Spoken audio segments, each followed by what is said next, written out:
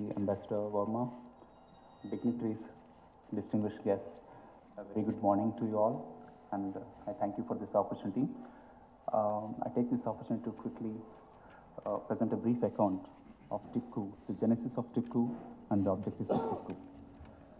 So, we are already close to 500 million internet users in India. So, very soon we would be the #1 country in the world with the largest internet population. With high-speed internet, 4G, Wi-Fi, smart cities, I mean, we will be a connected society across the board, and that could be great news for all of us, and especially filmmakers. But in reality, the filmmakers, the film fraternity is a worried lot.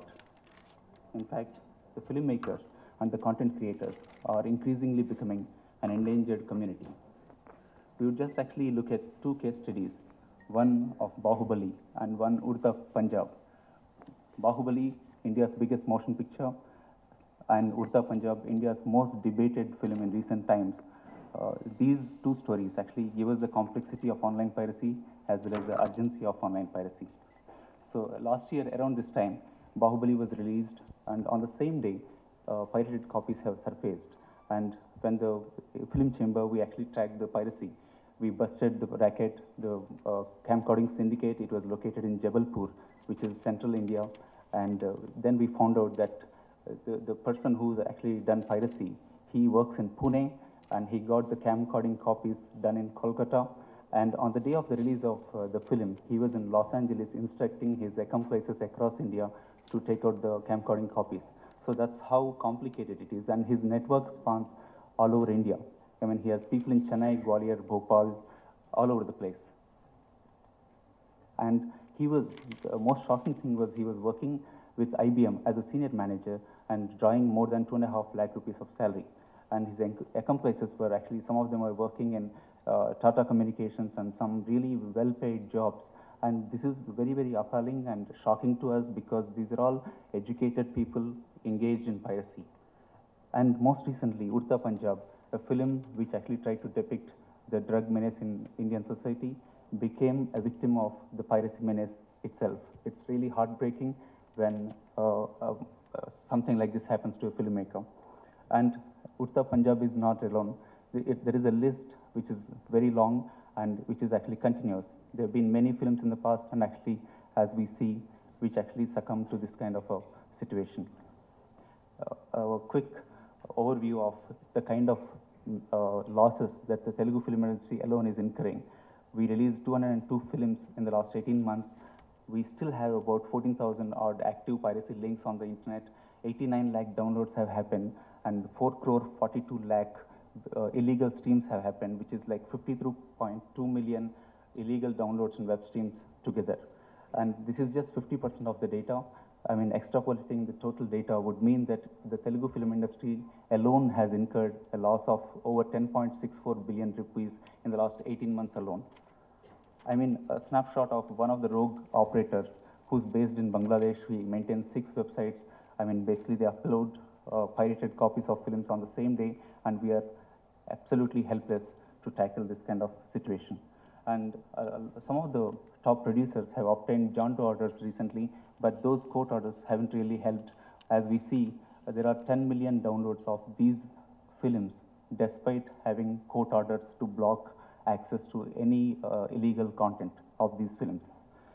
I mean, we have identified 138 notorious websites which are actually providing access to illegal content.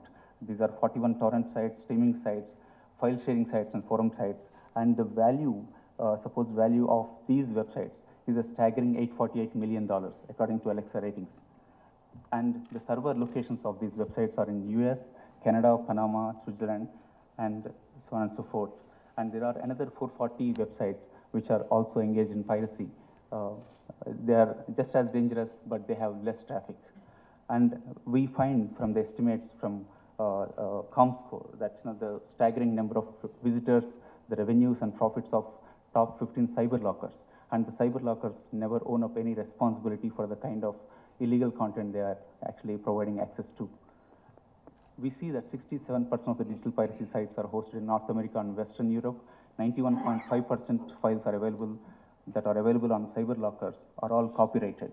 98.8% data transferred using P2P networks is all copyrighted. This cannot be just a coincidence.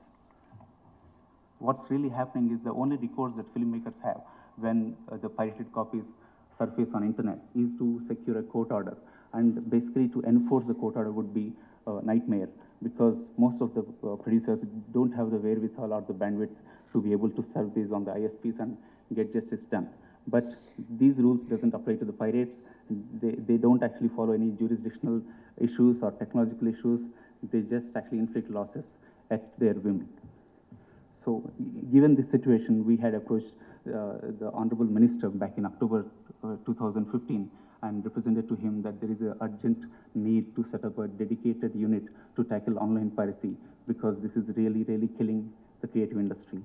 He immediately responded kindly and agreed to set up a specialized unit, and that's why we are here.